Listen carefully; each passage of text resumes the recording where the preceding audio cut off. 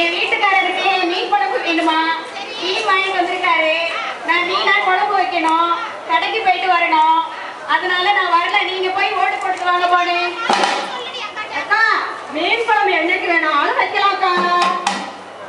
ஆனா தேர்தல் அப்படி இல்லக்கா, 5 வருஷத்துக்கு ஒரு தடவை வருதுக்கா. அது நம்ம உரிமை இல்ல. நம்ம போய் ஓட்டு போட்டு வந்து அப்புறம் மீன் குழம்பு வைக்கலாம்க்கா. அகில நம்மள ஆட போறவங்களை தேர்வு செய்யறதும் இந்த தேர்தல் தான். இந்த வாக்களிக்கிற கடமே நம்ம தவறக்கூடாது. மீன் குழம்பெல்லாம் ஓட்டு போட்டுட்டு வந்து அப்புறம் வச்சுக்கலாம். முதல்ல வா போய் ஓட்டு போட்டுட்டு வரலாம்.